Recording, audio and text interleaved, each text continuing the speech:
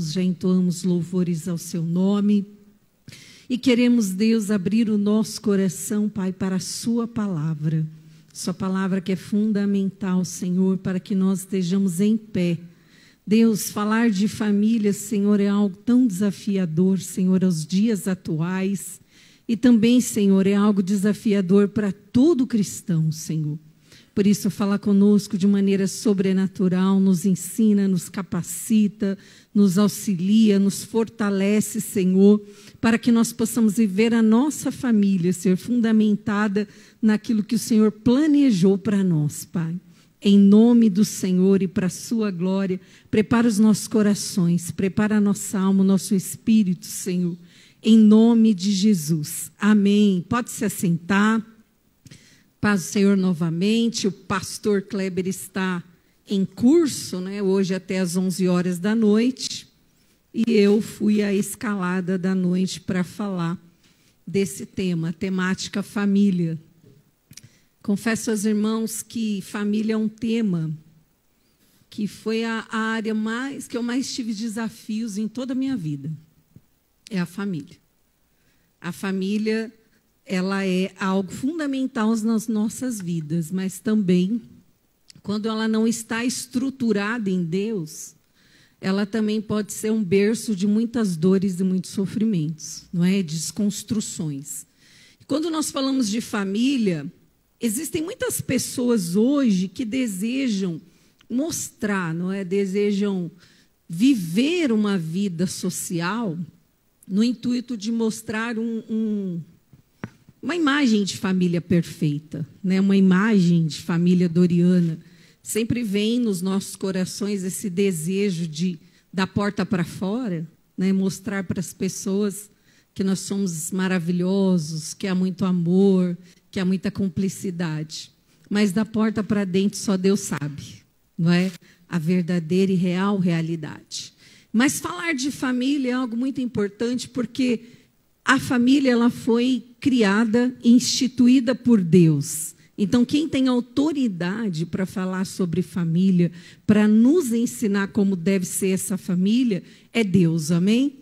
Ele tem toda a autoridade, através hoje da sua igreja, em nos ensinar como nós devemos ser como família. Se nós seguirmos o plano de Deus, a família vai ser estruturada. Mas se nós não seguirmos o plano de Deus, nós vamos viver dores, e a nossa família também. E talvez hoje você possa entender por que algumas dores você viveu, ou eu vivi. Né? Às vezes nós não fomos os agentes responsáveis das dores que nós vivemos, mas nós fomos as vítimas.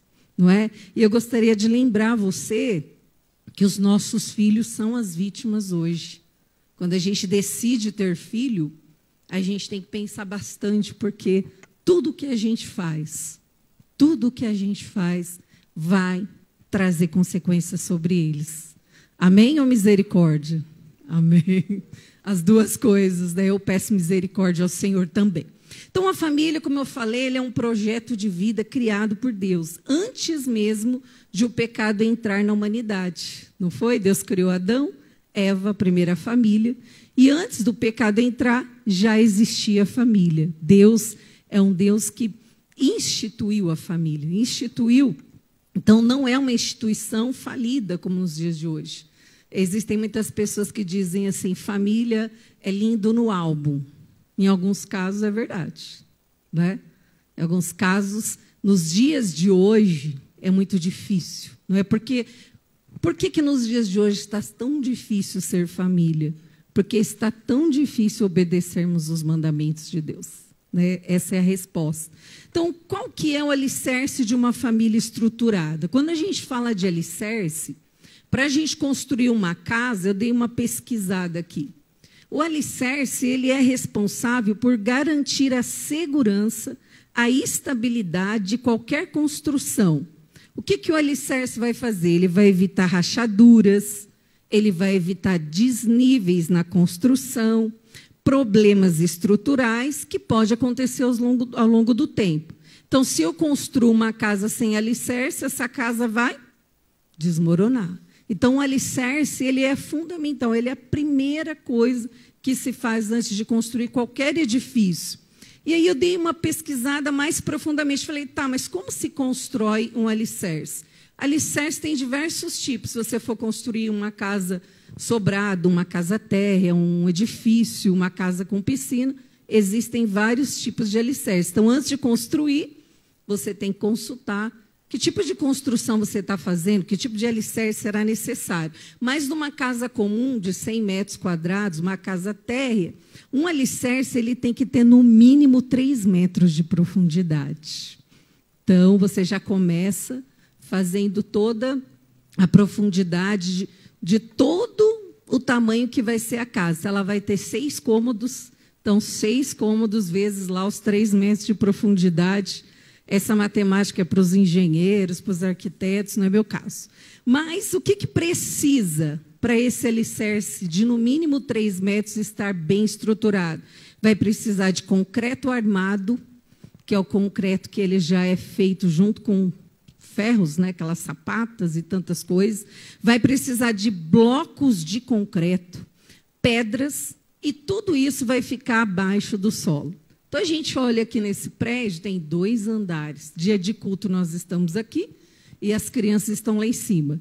Se não houvesse uma boa estrutura de alicerce, nós correríamos grandes riscos aqui, não correria? Tantas pessoas lá. Então, você vê o alicerce? Você não vê, mas você sabe que a gente está seguro. Você sabe que a gente pode ficar aqui debaixo tranquilo. E assim é com a nossa família. O que vai manter a nossa família alicerçada, estruturada, não é o que está aqui em cima, mas é o que está embaixo. É o que está construído numa base. O que está alicerçado as nossas raízes, amém? Então, nós precisamos entender, e é fácil construir um alicerce?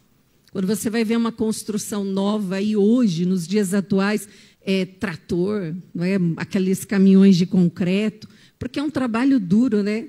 Quem trabalha com isso sabe o desgaste que é isso, e às vezes, para se formar abertura, para fazer alicerce, é no braço mesmo. Glória a Deus pela vida dos homens, não é? Eu vi muitos fazendo isso lá onde eu moro. Tinha um rapaz que ele fez todo o alicerce da minha casa. Toda vez que eu chegava lá, eu falava, moço, eu levava bolo, eu levava doce, tudo que eu podia fazer para agradar ele, porque eu ficava imaginando quão difícil era executar aquele trabalho.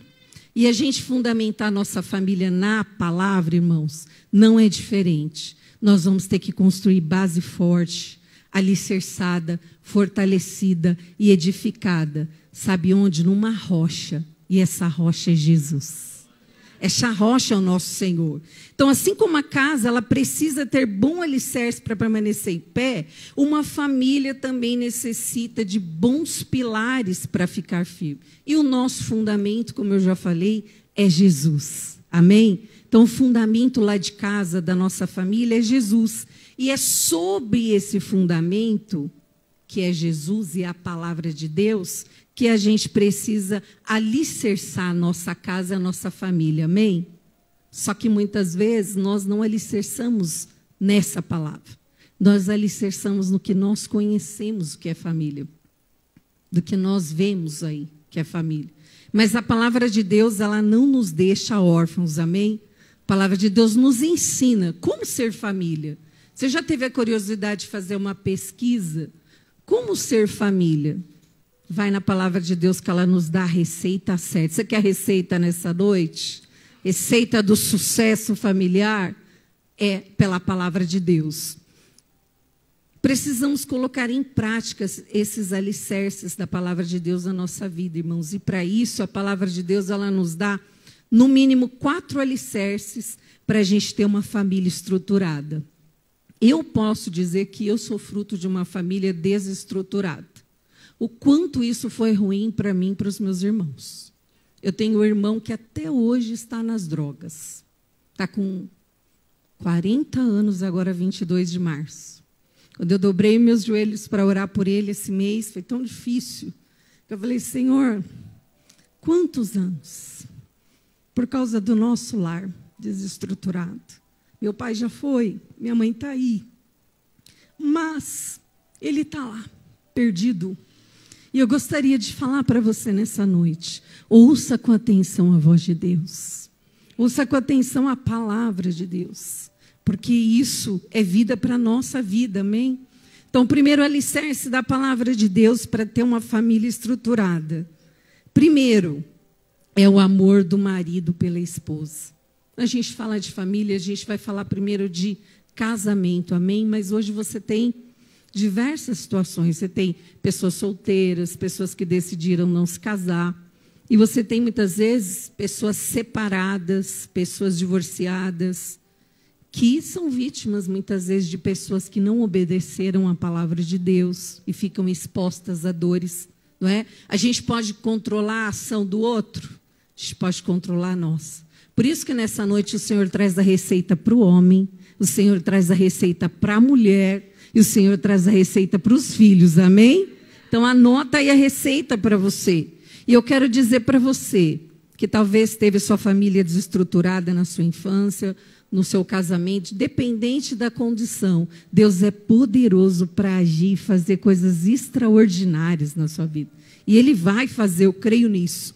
Então vamos abrir a palavra, a gente vai pela Bíblia. Então, se família é estruturada através da rocha que é Cristo, nós vamos na Bíblia. Efésios 5, do verso 25 a 30, nós vamos usar a versão NVI. Não sei qual é a sua, mas se quiser acompanhar, o Felipe vai colocar aqui na tela para nós. O texto bíblico diz assim: maridos, ame cada um a sua mulher, assim como Cristo amou a igreja e entregou-se por ela para santificá-la, tendo-a purificado pelo lavar da água mediante a palavra, e para apresentá-la a si mesmo como igreja gloriosa, sem mancha, nem ruga ou coisa semelhante, mas santa e inculpável.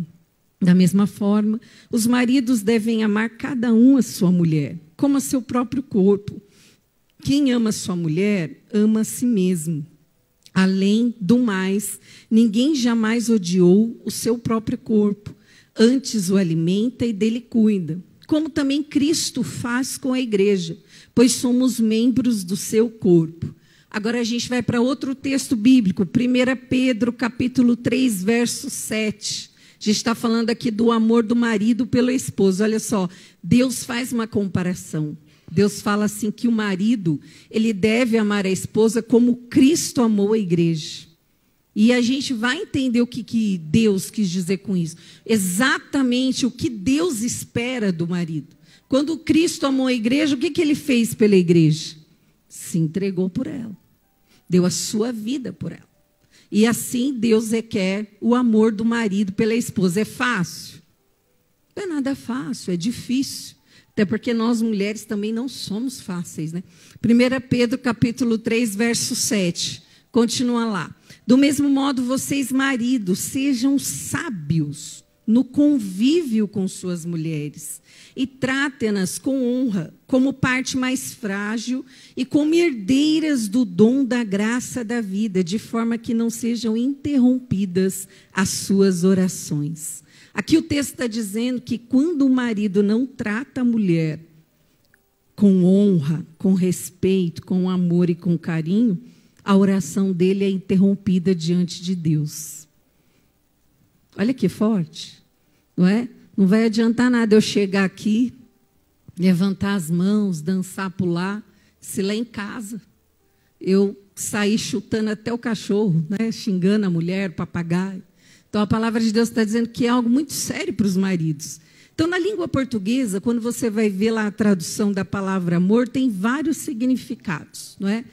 Você vai ver que no mundo atual tem palavras que foram inseridas, o amor, não é? Que hoje a gente vê que o amor é livre, o amor é, cada um escolhe todas as formas de amar, não é assim? Mas a palavra de Deus, ela tem uma origem exata para o amor. E quando a palavra de Deus fala do amor do homem aqui pela mulher, ela está falando exatamente na forma como foi originalmente escrita. E foi escrito no grego koiné, que era o grego comum na época. E a palavra amor, ela possuía vários sentidos, mas a gente vai falar dos 4 principais. Então, anota a receita aí, marido. Como que Deus quer que você ame a sua esposa? Quando ele fala de amor, quando ele está dizendo de amor, primeiro, amor eros. O que é o amor eros? É o amor romântico, paixão no relacionamento de um casal. Não é? Quando casa, a gente casa super apaixonado, né? Não pode ficar um dia sem se ver, fica ligando 3, 5 vezes ao dia. Mas depois que casa, né, às vezes se o marido vai ligar para a mulher, ela já atende assim, fala, qual que é o problema? Né? Ela não está acreditando que talvez que liga só para dizer, estou com saudade, quero ouvir sua voz. Porque você já percebeu que muitas vezes isso vai se perdendo no decorrer da nossa trajetória. E a palavra está dizendo que isso é um papel do homem. Amém? Só que muitas vezes é mais exercido pela mulher do que pelo homem. De ser romântico, não é? De mandar um coraçãozinho. Uma certa vez a gente estava fazendo curso para mulheres aqui na igreja. Foi uma coisa muito engraçada que o pastor deu um exemplo lá do nosso curso, que ele fez uma dinâmica num acampamento que as mulheres estavam separadas dos homens. E falou para as mulheres assim, ó, passa uma mensagem para o seu marido agora, no WhatsApp, dizendo para ele, eu te amo. E vocês me contam qual vai ser a resposta. Meu Deus, começou. Um perguntou, o que está acontecendo? O que se aprontou? O outro, você está louca? Você está mandando essa mensagem errada para alguém, você está me traindo. Porque a pessoa estava tão desacostumada a receber uma mensagem de carinho da esposa, que quando recebeu achava que era algum problema, ou algum engano, alguma traição, ou ela tinha aprontado alguma, queria já amaciar ele, você vê como são as coisas. Então a palavra está dizendo aqui, amém, irmãos, homens, que quando Deus fala de amor aqui, Ele está esperando que o homem exerça um amor romântico. Sabe aquele paixão no relacionamento de um casal? Sabe quando você fez para conquistar? Que você fez tanta coisa e hoje você começa a pensar no custo da flor, no custo, né, da mensagem, do show. Ah, não, está muito caro, não é? Mas lá atrás não era assim. Não é? E vamos falar só de coisas. Comprar é o de menos. É chegar, é abraçar, é olhar nos olhos. Quantas vezes a gente mora na mesma casa? E essas coisas tão simples, mas tão importantes se perdem. Mas a Bíblia está dizendo que é papel principal de quem? Mas quem exerce geralmente? A mulher. Fica a dica, amém, irmãos? Aliás, fica a ordem de Deus, é a palavra. Outro exemplo de amor que Deus está falando aqui quando os homens têm que amar as suas mulheres. Ele está falando aqui que é filia. O que é um amor filia? É amizade e companheirismo entre amigos e irmãos. Então, num relacionamento de homem e mulher, casamento, precisa ter amizade. A gente precisa ser amigos, a gente precisa rir junto, a gente precisa conversar, a gente precisa se divertir. A gente precisa ter esse relacionamento de comunhão. Não é? Não é só uma certa vez... Nossa, às vezes eu sou igual ao presbítero Fá, parece que a gente já viveu 90 anos, né, irmão? Tanta coisa que nós já vivemos. Mas certa vez na igreja, eu fiquei assustada que o irmão chamava a esposa dele de irmã e dava paz do Senhor para dormir. Eu falei, meu Deus, né? Gente, não é isso, não é bíblico, né? Irmã, tudo bem, né? Mas paz do Senhor, irmã, não é isso não que Deus quer. Né? É meio distorcida a coisa. Então, a gente precisa entender o que diz a palavra, né? Paz do Senhor, irmão, bom dia, boa noite. Posso tocar na irmã? Né? Não é isso que Deus quer. A gente, mas não é a vida real, irmãos. Que Deus está falando, Deus, você é uma só carne. Você precisa suprir a sua esposa naquilo que uma mulher precisa receber, amém? É isso que Deus está falando. Porque quando a esposa não é suprida, ela vai se sentir carente, ela vai se sentir abandonada. E se você é o homem da vida dela, quem deve suprir isso? Você. Então, outro tipo de amor, estorge. Quando Deus está falando aqui de estorge, está falando aqui de uma afeição entre afeto, entre pais e filhos. Já é um amor diferente. Né? Não que você tenha que ter pela sua esposa.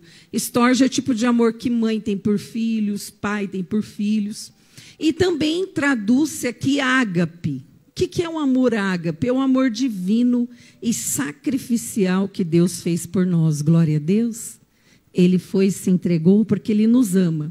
E o amor ágape, ele tem algumas características. Então, quando Deus está falando aqui em Efésios 5:25, quando você vai ver lá no grego literal, ele está exatamente além desses amores que eu comentei aqui, ele está falando exatamente do amor ágape.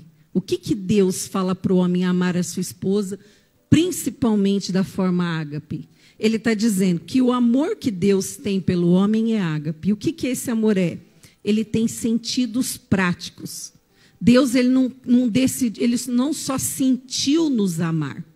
Aí eu sinto que eu vou amar essas pessoas e vão morrer por ela. Não. Deus ele decidiu nos amar e morrer por nós. Amém? Foi uma decisão de Deus. Foi algo que ele não apenas sentiu, mas ele desejou e decidiu fazer. Então, Deus quer que os homens amem as esposas, não só quando ele está sentindo amor por ela. Porque a gente não ama a pessoa 1000 vezes todo dia, não. Tem dia que a gente tem vontade de matar, de esganar mesmo. Vamos falar a real, né? Tem gente que irrita, né? Você fala a mesma coisa para a esposa, para o esposo, aquela teimosia, aquela mania. Você ama assim, nossa, que linda, que gata, todo dia? Não.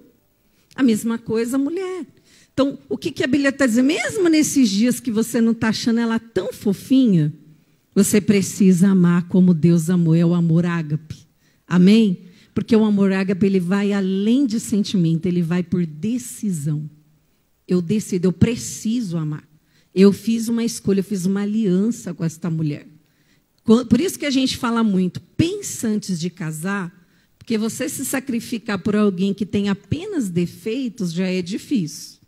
Agora, você se sacrificar por alguém que é completamente anti-princípios, filho, sente e chora, não é?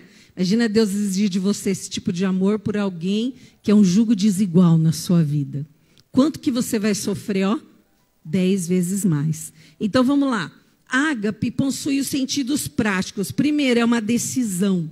Deus decidiu nos amar. Quando Deus se entregou naquela cruz, muitas pessoas estavam cuspindo nele ali, não estavam? Muitas pessoas não acreditaram nele ali naquele momento, blasfemavam, mas ele deixou de morrer? Ele deixou porque eu estou chateado que essas pessoas estão zombando, cuspindo em mim. Ele falou, não, o propósito está definido, eu vou até o final. Ele cumpriu. Segundo, é um compromisso. Jesus cumpriu um compromisso estabelecido por Deus. E quando a gente casa, quando o homem casa, ele assume um compromisso. Espera aí, você está tirando de casa uma mulher. E a palavra de Deus faz uma comparação. Você tem que cuidar dela como Deus cuida da igreja. Então, por isso que às vezes eu falo para as mulheres aqui, ser submissa é muito mais fácil do que tudo isso que Deus exige dos homens aqui. Concorda ou não? É muito mais fácil. Então, vamos lá. É um compromisso e exige ação. E é incondicional. A gente precisa amar, independente de. Às vezes, hoje, eu não estou conseguindo amar tanto, eu estou querendo mais esganar do que amar. Mas você precisa saber, eu casei, Deus limpa meu coração, guarda e me ajuda. Amanhã eu volto a amar, mas eu vou tomando decisões. Eu não vou deixando de cuidar, eu não vou deixar de auxiliar, eu não vou deixar de fazer o meu papel. Porque se eu deixar de fazer o meu papel, eu vou deixar de cumprir o que a palavra exige de mim como homem. E segundo, eu vou abrir brechas, amém? Brechas. Por que muitas vezes há traições nos relacionamentos? Muita gente fala assim, porque aquela pessoa é mau caráter. Muitas vezes sim. Mas muitas vezes, irmãos, é porque ela cansou de ser desprezada. De ser rejeitada, de ser maltratada. Se nem cachorro merece isso, quanto mais um ser humano. Porque alguém deixou de exercer o seu papel. Porque o homem deixou de exercer o seu papel. Então, esses 4 sentidos aqui do amor ágape é independente de sentimento. É o quê? É eu saber, eu assumi essa responsabilidade diante de Deus, eu preciso cumprir. Porque como homem é isso que Deus espera. Esse é o modelo de amor de Deus pela igreja. E com esse amor sacrificial, um marido deve amar a sua esposa. Amém, irmãos? Irmãos, quero só os homens, aquele glória assim, vai. Glória de homem com H, vai. Amém, irmãos? Amém. Aí, não é tão fácil. Então, você não pode ser um homem passivo. Você tem que ser um homem ativo. Você pode reclamar que na sua casa o ambiente está hostil, a sua mulher só grita, a sua mulher só reclama, mas para você analisar que ambiente você está preparando para isso ser inverso. Você está cuidando, você tá valorizando, você está respeitando, você está honrando, você está dando carinho, você está dando atenção, ou você é mais ausente do que presente? Você mais manda do que exerce uma autoridade. Porque a autoridade, irmãos, não é gritar. Quando eu trato bem a minha esposa, diante dos filhos, eu não preciso falar nada. Eu já recebi uma autoridade, porque eles estão vendo uma prática. Amém? É assim que funciona. Está difícil, irmãos? Primeiro pilar, o amor do esposo pela esposa. Então, a gente está vendo aqui, é alguma fábula, irmãos? É Bíblia, palavras de Deus. Então, se eu não fizer, eu não posso reclamar amanhã, não é? Das consequências que chegam na minha casa. Olha, minha esposa não me ama mais. Não foi de graça. E principalmente mulher, porque quando mulher toma uma decisão, ela já deu, assim, 10 anos de chances. No mínimo, né? Dizendo assim, já deu volta lá em Jerusalém, já voltou, já... Porque a mulher ela é mais demorada para tomar decisões. Não é? Principalmente nesse nível. Então, eu gostaria de falar que a esposa fale aí para o marido, quem não tem, profetiza aí. Diz assim, cuida do que é teu. Vou falar para ela, Cristiane, cuida do que é teu, irmão. A esposa, você quis, não foi? Quando você levou ela até o altar, você disse o que para Deus no altar? Eu vou amar.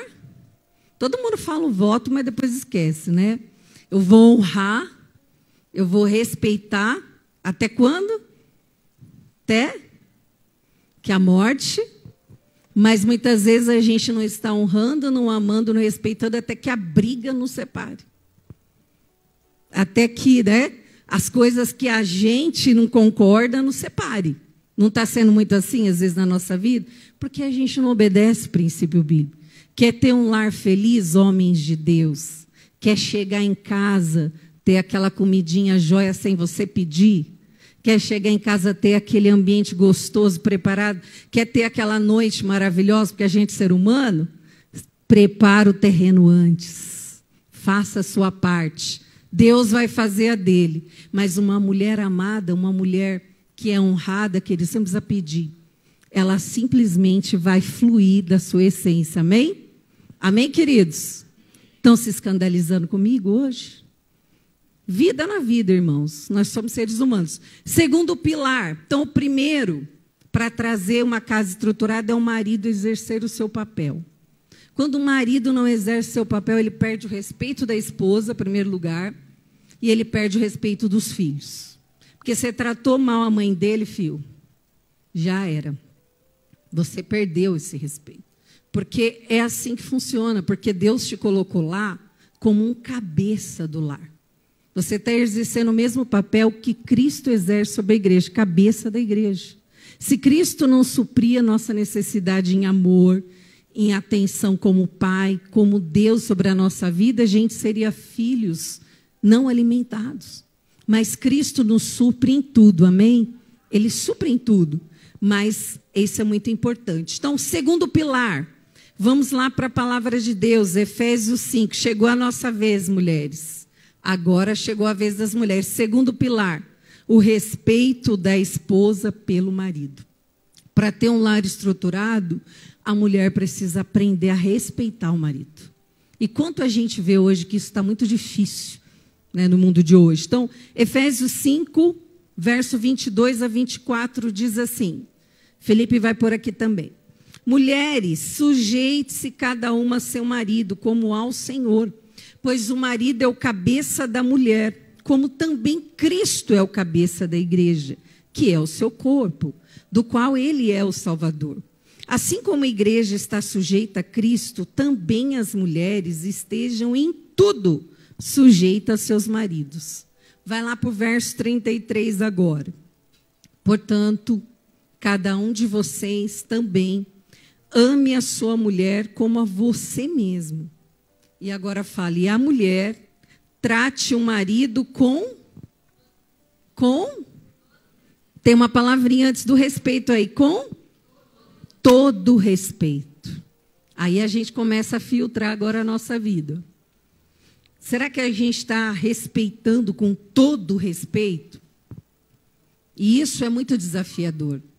O que é respeitar com todo respeito? Primeiro, a submissão feminina, hoje ela é causa de muita controvérsia, não é? Quando você fala, eu sou submissa ao meu marido, nossa, as feministas, só falta dar um murro na gente. Né? Que absurdo uma pessoa ser submissa a marido. Mas Paulo, ele está dizendo aqui o que é ser submisso. Ser submisso não é ser inferior, não é ter um valor menor, não é ter um peso menor enquanto pessoa, não. Paulo, ele faz uma conclusão. Olha aqui no verso 33, ele está dizendo lá que a submissão nada mais é que respeito. É isso que Paulo está dizendo. A submissão que Deus quer de nós mulheres pelos nossos maridos é que a gente respeite eles.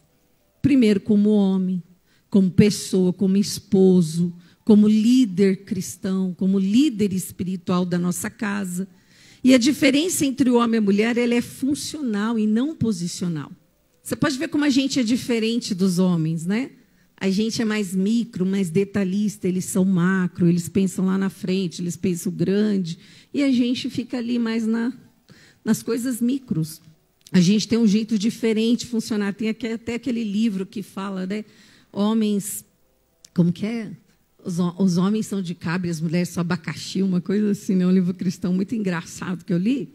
E é bem assim, porque muitas vezes nós precisamos reconhecer as nossas diferenças. E, às vezes, aí que está a dificuldade de nós mulheres. O homem, ele tem função diferente no contexto familiar. Ele tem uma função que foi dada pelo próprio Deus. O homem, ele não é superior à mulher e nem a mulher é superior ao homem. Mas essa submissão aqui significa que a gente precisa ter respeito à posição estabelecida de liderança que foi dada por Deus a ele. Amém, irmã? Então, foi por Deus. Mesmo que você ache que ele não tome decisões, que ele é tardio, que ele tem um temperamento sem tomada de atitudes, Deus ainda deu essa posição para ele. E aí, quando a gente casa com alguém que é mais demorado em tomar decisões, nós, mulheres que fazemos 10 coisas ao mesmo tempo, né, a gente lava, a gente passa, escuta o telefone, balança o carrinho, está fazendo comida, tudo ao mesmo tempo. Ele não, ele precisa fechar uma caixinha, abrir outra. Se você estiver falando com ele, ele estiver vendo o computador, ele não vai escutar nada que você falou, ele não vai entender nada que está lá. Porque nós funcionamos de forma diferente. E muitas vezes nós, mulheres, nos perdemos nisso, porque a gente vai passando por cima da autoridade dele. A gente vai tomando decisões que não eram para a gente tomar. A gente vai tomando frente do que não é para a gente tomar. Ele fala uma coisa para os filhos, a gente fala, não vai fazer não, faz outra. A pior coisa é quando nós, mulheres, tiramos a autoridade dos pais com os nossos filhos. Quando o pai dá uma determinação e a gente diz, não, pode ir lá, eu que estou mandando. A gente não tem noção da profundidade desse solo que a gente está pisando. Quando a gente tira... Olha só que um pastor falou, eu marquei aqui. O pastor Marcelo Maletti, ele disse assim, a mulher que não respeita o marido influencia os filhos a não respeitarem as autoridades, o pai, professores, líderes e o próprio Deus. Amém, irmãs? Então, quando você, às vezes no dia a dia, não percebe que você grita, você manda ele calar a boca, você xinga ele na frente dos seus filhos, ou você diz que ele é um banana de pijama, ou tanta coisa que pode acontecer dentro dos nossos lares pela ausência de decisão, você não está ferindo principalmente seu marido. Primeiro, você está ferindo a uma ordem de Deus, que é muito mais grave do que isso. Segundo, você está ferindo os seus filhos. Misericórdia, irmãs?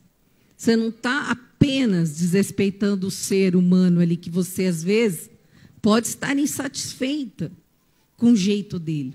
E, às vezes, a gente é meio ilógico, né? A gente gosta de uma coisa e casa com outra. Não pensa, né? A gente gosta de um tipo de personalidade, né? De pessoa. Mas, na hora que vai namorar, fica cego. Fica cego, fica meio doidão, não vê. Eu não gosto de gente lerda, de gente parada, vamos dizer assim, né? Gente que não toma decisão, mas eu vou lá e caso com uma pessoa que ela é Fernanda, tranquila. Vai, o Kleber, Fernanda, você me irrita, pelo menos, vai tranquila, chego lá também. Mas eu irrito ele, porque ele queria que eu fosse como ele, não é? Mas sabe o que acontece, irmãos? Muitas vezes nós não pensamos, a gente é proativa. Às vezes a gente foi criado num lar que não tinha liderança de pai. E a gente foi sendo criada por uma mãe que, porque o pai, às vezes bebia, às vezes o pai não era presente, às vezes o pai não exercia o seu papel, a mãe tomou a liderança e falou muito na cabeça da gente que a gente não deve respeitar, que a gente não deve honrar. E aí a gente cresce com esses preceitos e a gente começa a praticar o impraticável. Porque o que não é bíblico não deve ser praticado, amém? Amém, mulheres? Olha que amém fraco, Jesus amado. Então, submissão, irmãs, significa ter respeito à posição estabelecida, dada por Deus para o homem. Muitas vezes nós não vamos concordar. Às vezes lá em casa eu falo, eu não concordo, eu não quero, Cleber fala, mas vai ser assim, ponto. Ó, silêncio na minha vida. Eu sento lá, tomo água, tomo tudo e vai sem gostar. É verdade, Patrícia, passa os dias, entendeu? Mas lá na frente eu falo, meu Deus do céu. Né? Olha a diferença de entendimento que Deus dá para o líder da casa do que para nós mulheres que somos emocionais. Então a gente precisa se submeter a isso. Mas a pergunta que eu gostaria de te fazer, lá na sua casa, o seu marido pode ser líder? Ou você não deixa? Ele não pode falar nada com as crianças que você grita mais alto que ele. Ele não pode dar uma determinação que você desfaz essa determinação. Ele não pode dar o direcionamento familiar porque você vai dizer, não, você não sabe nada, quem sabe sou eu. Aí eu vou dizer para você, o segundo pilar aqui está sendo desobedecido da palavra de Deus. Amém, queridos? O lar vai ser estruturado? Vai ser o quê? Desestruturado. Então, como eu falei para você, o amor que a gente precisa ter familiar, ele é mais ágape do que eros, do que paixão, do que outra coisa mais. Porque ele está mais baseado em decisões, em o que eu tenho que fazer, do que o que eu sinto em fazer. Amém? Porque é assim que deve ser feito. Então, quando a gente grita lá, quando a gente... Eu vi muitas vezes, às vezes, as mães falando, não fala para o seu pai, não conta para o seu pai. Esconder, passar pano. Aí você está automaticamente dizendo para sua filha, passa a vida mentindo para as autoridades sobre a nossa vida. É isso que a gente está dizendo. Passa a vida escondendo a verdade daquilo que é liderança sobre nós. Mas na hora que a gente está fazendo, a gente pensa nisso? Olha o que o pastor fala aqui. Ele está dizendo que quando uma mulher desonra e não respeita o marido, ela está influenciando os filhos a não respeitarem as autoridades. E pior, sabe onde essa raiz vai? A criança não vai não só respeitar o pai dela, mas ela não vai respeitar professores, ela não vai respeitar líderes e ela também não vai respeitar o próprio Deus, porque Deus, ele é pai. Deus é autoridade sobre nós. Então, quantas vezes a gente vê pessoas que passam uma vida toda aí dando cabeçada na vida, que não se encaixa em lugar nenhum, em trabalho nenhum, tem muitos talentos, tem muitos potenciais, mas por quê? Porque teve uma educação desestruturada. Quando ela precisava ser ensinada o que era honrar, ela foi trabalhada de uma maneira errada. Diz assim para mim, mulheres, junto comigo, mulheres, eu preciso aprender a respeitar a autoridade do meu lar. Você vê que elas quase miaram? Você vê que foi quase um miadinho? Deus não escuta não, Deus. Eu não sei se eu vou cumprir, Deus. Não é? É difícil falar isso. Mas se a gente quer um lar estruturado, o lar estruturado só vem com obediência à palavra. Não tem outra receita, irmãos. Não tem. Casa que não tem líder é casa sem governo. Todo mundo faz o que quer, todo mundo vai para onde quer, e todo mundo fala, todo mundo dá opinião. Você já percebeu casa que não tem governo? Sabe como são as crianças? Pede para o pai fala não. Aí ele vai lá, fala com a mãe, porque sabe que a mãe vai dizer sim. Ou se não, a mãe fala não, vai lá e fala com o pai, e o pai vai dizer sim. Aí a criança, desde cedo, que criança, ele testa a gente, não é? Ele vai aonde que ele vai conseguir o que ele quer. Então, quando o lar é desestruturado, um fala cibolete e o outro fala chibolete. Porque não tem liderança, autoridade nesse lar. Agora, se o marido excedeu, passou os excessos, foi autoritário ao invés de ser autoridade, qual é o momento que a gente vai resolver isso? Põe a criança para dormir, toma bastante água, para você ficar calma. Enche a boca de água, de preferência, você não conseguir liberar nenhuma palavra nessa hora. Fica umas 2 horas com a boca cheia de água, porque a gente tem vontade de falar tanto, né? Vai, bebe a água. Receita prática do dia a dia. Bota as crianças para dormir, fecha a porta e resolve. Porque muitas vezes nós não sabemos resolver isso. Começam as brigas, as crianças ficam acuadas, ouvindo que não era para ouvir, vendo que não era para ver. E aí a gente está trazendo feridas e, ao mesmo tempo, a gente está trazendo raízes. Diz assim comigo, irmãs, misericórdia. Então, respeitar o marido é muito mais do que você dizer eu tenho um marido. Não é? Muitas vezes hoje, nos dias de hoje, que as mulheres são muito, não é, prósperas, ganham até mais que os maridos. Muitas vezes o marido em casa ele não tem um ambiente de respeito, porque às vezes ele ganha menos do que ela. E aí ele não pode ser homem, aí ele não pode exercer o seu papel, porque a mulher também não está exercendo o seu papel. O que acontece? Lar desestruturado. Amém, queridos? Terceiro pilar, eu preciso correr. Primeiro pilar é o amor do marido pela esposa. Segundo, o respeito da esposa pelo marido. Relacionamento sem respeito prospera? É só a gente ligar a televisão e ver Cidade Alerta. Não é? Lar, família, tudo desestruturado, falta de respeito, falta de princípio, falta de base, falta de tudo. O que acontece todo dia? Mortes, violências, destruição, e isso vai reverberando. Ah, eu sou cristão, não vai chegar lá em casa. Anda fora da palavra para a gente ver onde a gente é capaz de chegar. Terceiro princípio, terceiro pilar, a educação dada pelos pais no convívio com os filhos. E como é difícil educar. E Samitiba fala, quem ama, educa. E eu falo ainda mais, educar dá trabalho e educar dói mais na gente do que neles. Como é difícil educar. Então, Efésios 6:4, então a gente vai aprender como educar filho pela palavra agora, amém?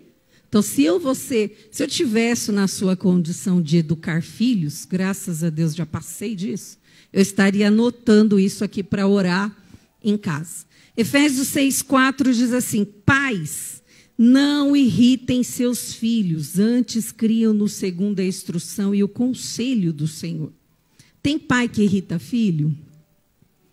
Nossa, já chamou atenção, já falou, já educou, mas fica parecendo um pernilongo falando, sabe? Todo dia repetindo a mesma coisa, jogando na cara.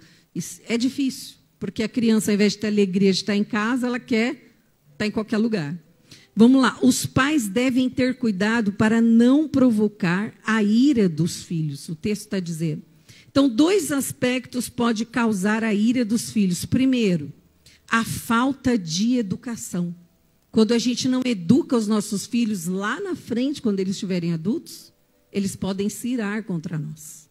Porque eles vão dizer, você não me ensinou, você nunca me disse, você nunca me mostrou o caminho. O pastor sempre conta aqui um testemunho do primeira pessoa que teve a morte na cadeira elétrica.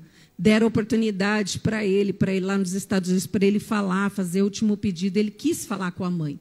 E ele chegou para a mãe e falou assim, olha, eu gostaria aqui de dizer para você que eu estou indo lá morrer pela cadeira elétrica, porque você nunca me repreendeu quando eu cheguei em casa com algo que não era meu. Você nunca me repreendeu quando eu fiz algo de errado. Por isso eu estou aqui hoje. Eu fico imaginando que 2 morreram ali naquele dia, né? Imagina você ouvir isso do seu filho. Então, a falta de educação. Provérbios 29:15 diz assim: a vara e a disciplina dão sabedoria, mas a criança entregue a si mesma vem envergonhar a sua mãe. Meu Deus, não é? Isso é prática da vida. Quando uma criança, a mãe só fica assim, Josefino, Josefino, Josefina, a criança pinta, ela aborda, ela derruba, eu vou te bater, ele está lá. Por quê? Porque é só falácias. Então, ela vai envergonhar quem?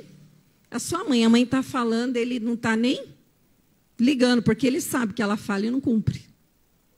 Ele sabe que ela fala que vai corrigir, mas chega em casa, ele faz ela carinha, você é linda, mamãe, porque eles fazem isso com a gente, né? Chega em casa, ama, já vai no carro falando. Você sabe que você é a mãe mais linda do mundo e já vai preparando o nosso coração. Eu falava assim, eu sou, tudo bem, mas cheguei em casa, eu vou cumprir o que eu prometi. Porque o dia que você não cumprir, ele vai sempre dar um passo maior do que o anterior. Então, segunda coisa que causa ira nos filhos, o exagero na educação. E a gente vê isso no meio do povo cristão também. Dar murro na cabeça, chute, bater de forma errada, não é? Principalmente igrejas, que eu já fui líder de crianças em comunidade, era muito comum a gente ver isso. Porque eles vivem na miséria. E o estresse da miséria traz para a vida deles familiar, estresse, nervoso, irritação, a falta de tudo. E às vezes a criança fala e irrita, bate de qualquer jeito, faz de qualquer maneira. Então, o exagero na educação é algo que ira também. Então, Provérbios 19:18 diz assim: castiga o teu filho enquanto há esperança, mas não te excedas a ponto de matá-lo. Eu fico pensando, gente, o texto precisa avisar, não mate seu filho. Eu fiquei assim, perplexa quando eu li esse texto. Mas quando você lembra dos pais de antigamente batendo nos filhos com aquele reio de cavalo, não faltava só matar? Quem já viu isso aqui? Eu já vi isso nos meus tios da minha família. Deixava trancado lá. Terrível. Porque era tão importante bater como se fosse um escravo. Aquilo, ao invés de educar, irava. Que a pessoa se tornava cada vez mais rebelde. Não é para menos. Aquilo não era educação, aquilo era punição. Então, a gente precisa entender o que é punição, o que é educação.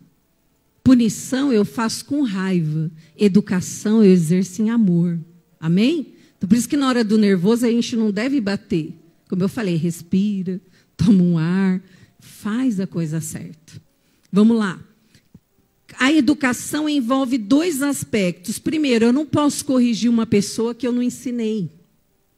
Como eu vou bater no meu filho se ele fez algo, se eu não ensinei ele que aquilo não era errado? Primeiro eu preciso ensinar, para depois cobrar. Então, o primeiro erro da criança, geralmente, a gente senta, a gente explica, a gente orienta, traz a palavra. E insistiu no erro, a Bíblia fala de uma coisa mágica, a varinha, não é?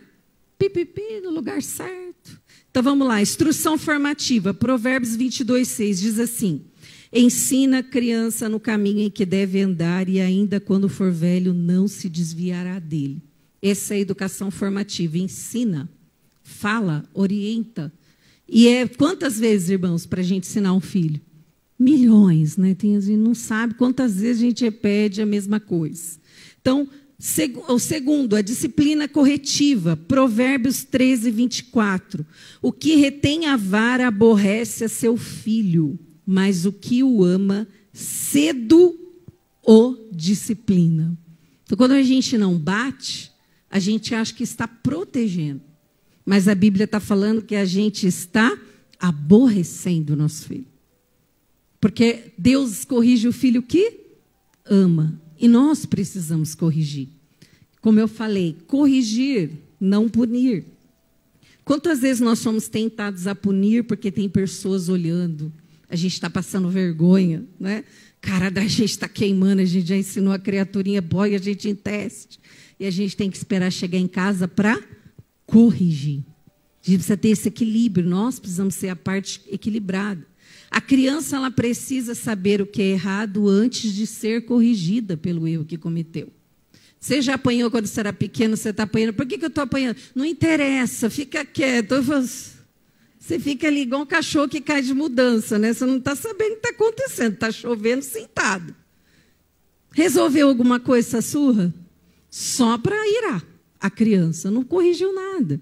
Então, a instrução formativa deve anteceder a disciplina, amém? Primeiro ensino, depois teimou, vem. Então, eu gostaria de ler para você. Você está acordado aí? Dá um glória a Deus. Eu gostaria de ler para você um texto de um pastor, chama Pastor Thomas Askell. Ele não é brasileiro. Ele diz assim: alguns pais têm a tendência de enfatizar mais a instrução e outros têm a tendência de enfatizar mais a correção. Para muitas pessoas hoje, a disciplina é uma palavra feia. Elas veem toda a ideia a partir de uma luz negativa, restritiva, que é associada a pensamentos de punição, de dor, de sofrimento, de privação, né? Quando alguém fala assim, disciplina o seu filho, na educação moderna hoje cruz credo. Não é porque vem de uma forma negativa. É a forma que está enxergando. Embora essas realidades possam estar envolvidas de certa maneira, toda verdadeira disciplina nunca é um fim em si mesma. Sempre é um meio para um fim desejável. Amém, irmãs e irmãos? A disciplina é para um fim desejável. É para corrigir, é para orientar, é para direcionar a criança. E Hebreus 12, 11, o Felipe vai colocar, e diz assim: toda disciplina com efeito, diz assim, cadê? Deixa eu achar o texto, irmãs. Abra aí, Felipe, que eu já perdi aqui. Olha lá. Nenhuma disciplina parece ser motivo de alegria no momento, mas sim de tristeza. Mais tarde, porém, produz fruto de justiça e paz para aqueles que por ela foram exercitados. Oh, glória! Então, a disciplina bíblica, ela é saúde para nós. Ela vai trazer paz e alegria. Embora hoje pareça tristeza, não parece? E às vezes eu dava uma surrinha no Bruno, ele ia para o quarto chorar, eu ia para o banheiro chorar. Dois chorando. Lavava o rosto, saía plena, doía para caramba em mim. Mas eu precisava fazer. Era necessário fazer. Então, toda disciplina, no momento, ela não vai trazer alegria, ela vai trazer tristeza. Mas muitas vezes as mães hoje são tão super protetoras.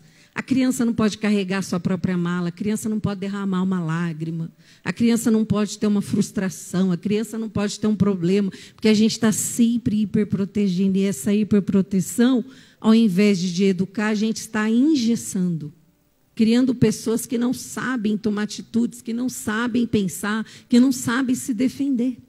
Então, continua lá. Disciplina, o texto do pastor. Disciplina é uma atividade que acontece no momento, mas sempre tendo em vista o depois. O fazendeiro, ele empreende a disciplina de arar, de plantar e tomar conta do solo, não tendo em vista essas atividades em si mesmo, mas ele tem em vista a colheita que ele vai ter, que vai gerar um grande resultado. É precisamente por causa dos resultados positivos que Deus não retém a disciplina do povo que ele ama. Essa é uma verdade vital e importante de ser lembrada por todos nós cristãos que passamos por provações e por dificuldades. O autor de Hebreus está enfatizando esse ponto quando ele encoraja nós pais que a gente não se desanime, não se desmaie em meio ao sofrimento. Ele pede a nós que nos lembremos de que Deus nos trata como filhos, amém? Deus não trata a gente como filho? Quando a gente está indo muito, olha, ó, ele não vem com a varinha dele disciplinadora, bota a gente no caminho que a gente deve andar, a gente vai lá para um desertinho pensar na vida, né? O nosso castiguinho às vezes, dá uma volta lá, vai lá para o deserto, vai lá para o poço de mar, as águas amargas, aí você volta pensando, para a gente alinhar. Então, ele diz assim: filho meu, não menosprezes a correção que vem do Senhor. Nem desmais quando por eles é reprovado, porque o Senhor corrige a quem ama e açoita todo filho a quem recebe. Você foi recebido por Deus? Ele vai te dar umas varadinhas. Está escrito aqui. Fala assim, eu aceito Jesus. Quer ser recebido por Deus? Não é só graça não, querido. A gente veio tudo tortinho, Deus precisa polir esse material, né? A gente vem bruto, a gente precisa se tornar a joia que Deus quer que a gente se torne. Então, da mesma forma, Deus chama os pais a serem como Ele, amando os próprios filhos o suficiente a ponto de discipliná-los apropriadamente. Ele faz isso expondo os benefícios positivos que derivam da disciplina das crianças. Provérbios 29:17 diz assim, corrige o teu filho e te dará descanso, dará delícias à tua alma. Não apenas os pais se beneficiam, mas a criança também se beneficiará. Olha o que Provérbios 22:15 diz. A estutice está ligada ao coração da criança. Toda criança tem a sua estutice ali, ó, no coração. Nasce com essa estutice, com a teimosia, com a obstinação. Mas a vara da disciplina a afastará dela. Então, se eu não disciplino, a estutice vai embora. É só a gente ler o texto. Se eu não disciplino, ele vai crescer com a estutice no seu coração. Porque não houve um tratamento. Deus deu aqui o tratamento. Uma criança bem disciplinada terá a sua insensatez exposta e corrigida de forma tão regular e consistentemente que a beleza e a bondade da sabedoria se tornarão cada vez mais atrativas a ela. Amém? Então, esse é o texto do pastor Thomas. Vamos lá para o quarto pilar para a gente avançar. Quarto pilar para uma família estruturada. A gente falou, primeiro é o quê? O amor do marido pela esposa. Segundo, para a gente lembrar, o respeito. Terceiro, amém?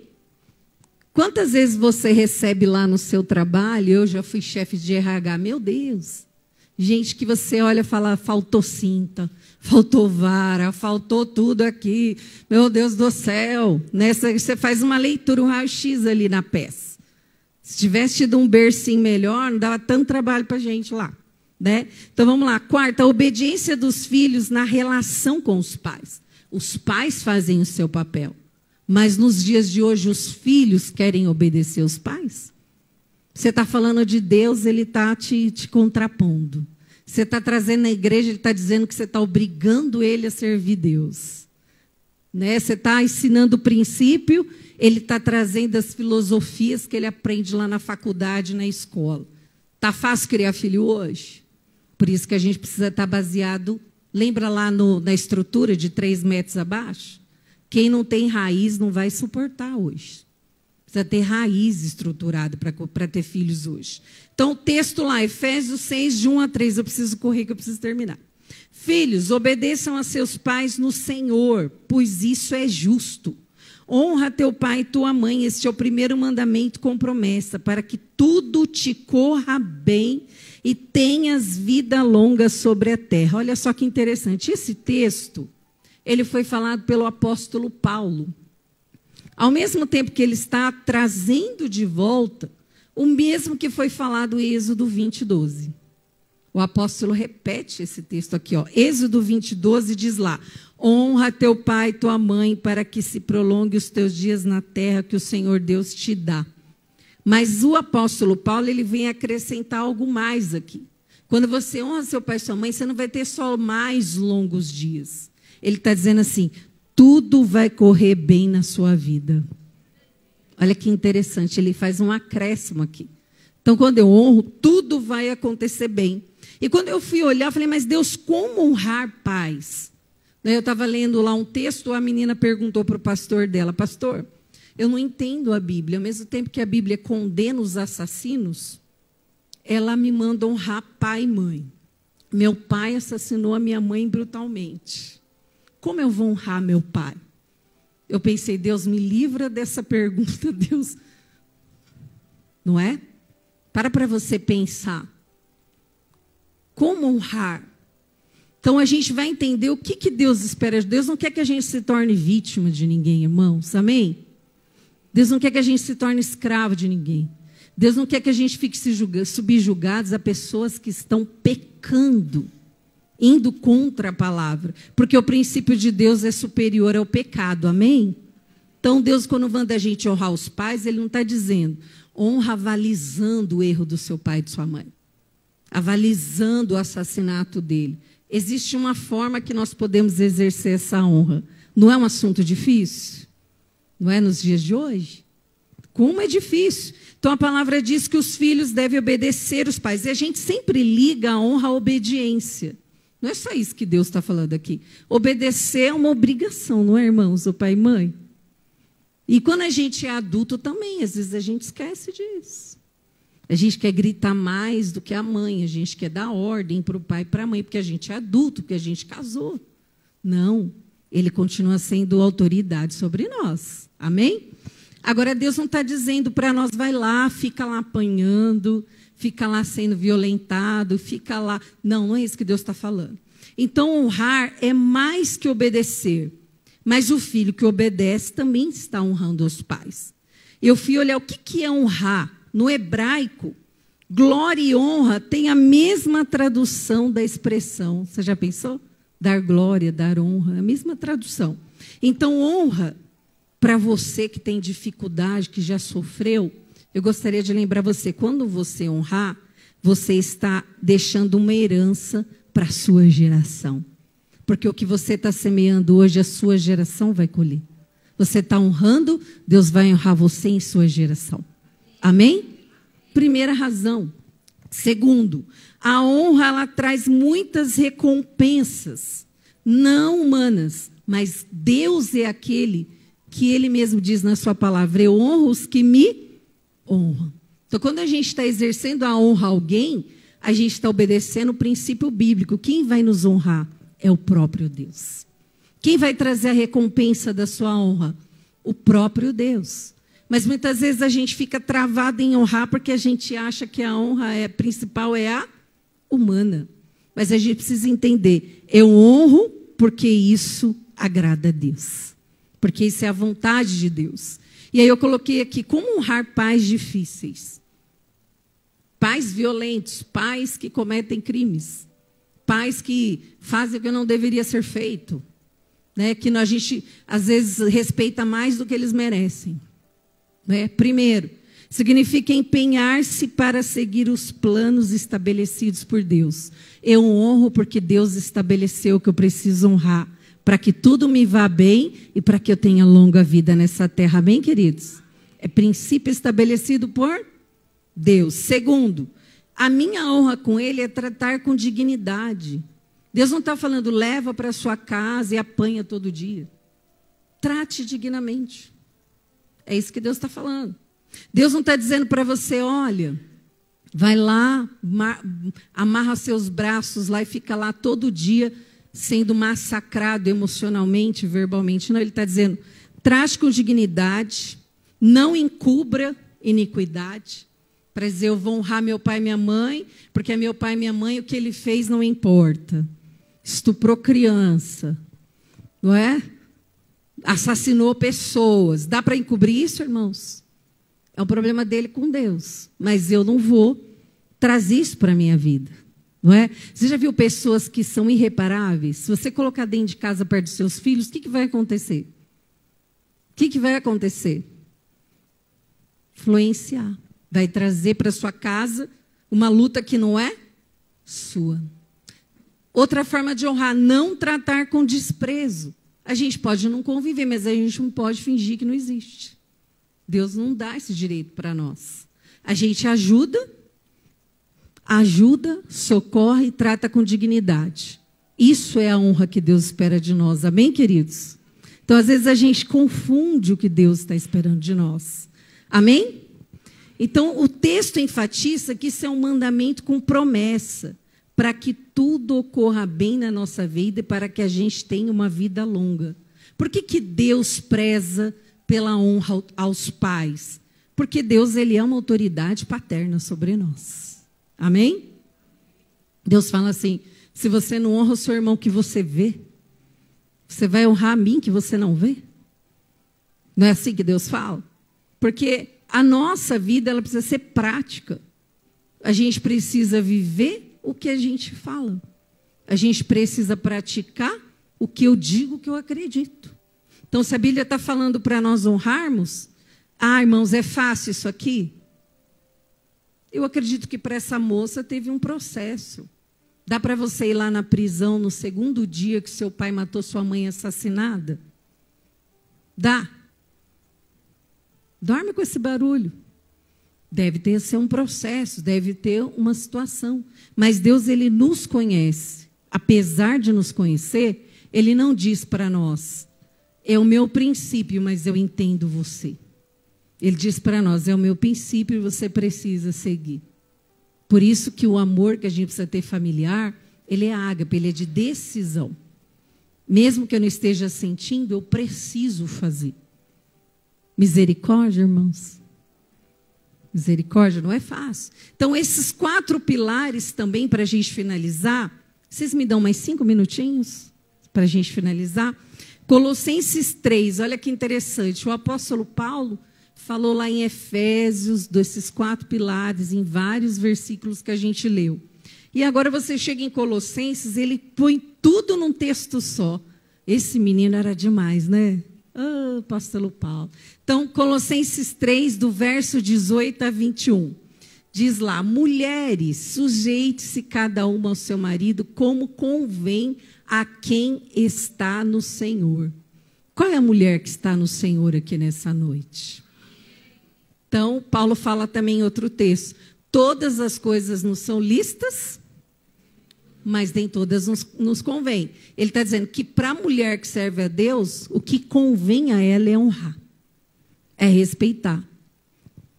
Verso 19, maridos, ame cada um a sua mulher e não a tratem com amargura.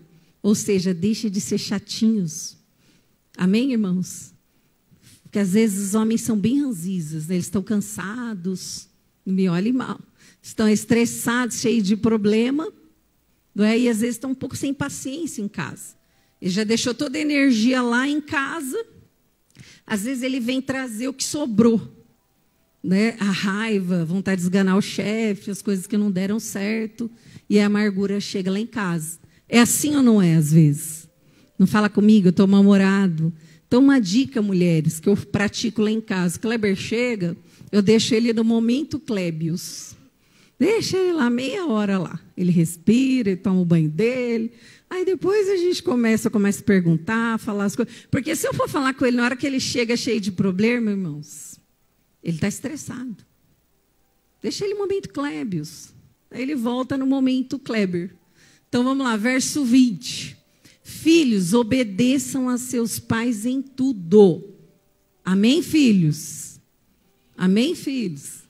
Pois isso agrada ao Senhor. Não é só os pais. Continua lá, verso 21. Pais, não irritem seus filhos, para que eles não desanimem. Amém, pais? Eu acho que uma coisa que irrita muito os filhos é quando os pais não confiam nos filhos. Já percebeu isso? Quando a gente é jovem, a gente sofre muito isso. A gente está falando, o pai não está confiando na gente. A gente está dizendo, o pai ele tem que ver, eu tenho que perguntar para a amiga, eu tenho que perguntar. Cuidado com isso. Se você não ensina, se você não dá um amor e uma confiança para o seu filho, quem vai dar? Será que ele vai precisar mentir para você confiar nele? Não é? Ou será que ele vai precisar ter uma outra casa para ele ser ele? Não precisa, a gente tem que ser a gente dentro do nosso lar, amém, queridos? Então não seja exagerado, confie nos seus filhos. Teve uma vez, um casal estava namorando, a moça, uma moça de 20 e poucos anos.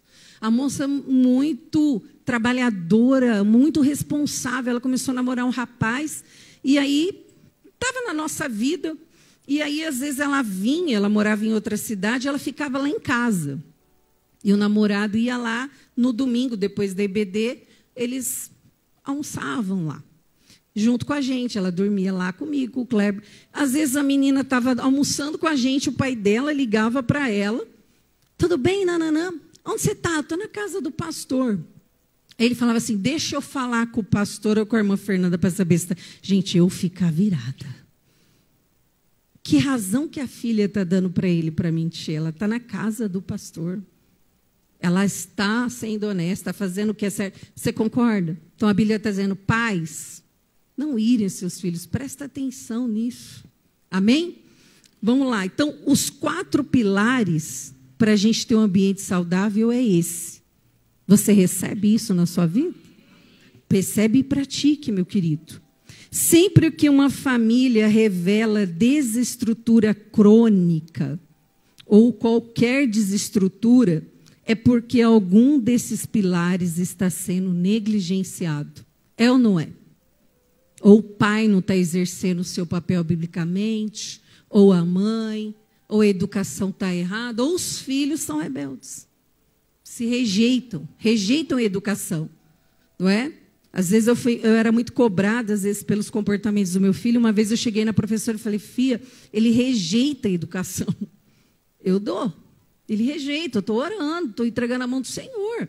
Mas tem filhos que às vezes rejeita. Você já não teve irmão assim? Seu pai deu a mesma educação para você e para o seu irmão. Você está aí de pé, mas o irmão, só cabeçada, porque rejeita a educação. Então, precisamos colocar em prática os pilares essenciais de uma família, que estão aonde? Na palavra de Deus, para a gente desenvolver um ambiente familiar saudável em casa. Amém? Então, você viu em algum momento aqui na Bíblia dizendo que é a igreja que transforma a sua família em algo estruturado? Tem algum lugar aqui? Está dizendo que nós, obedecendo essa palavra, transformamos o nosso lar em um ambiente estruturado. Famílias estruturadas, igreja estruturada. Então, porque muitas vezes nós vemos muita desestrutura aqui, é porque lá o negócio não está bom. Tá certo, irmãos? Amém? Então, a coisa precisa ser resolvida lá, não é aqui. Quem aqui recebe essa palavra e deseja viver verdadeiramente esses princípios na sua vida, fique em pé. Vou orar por você. É fácil viver isso aqui?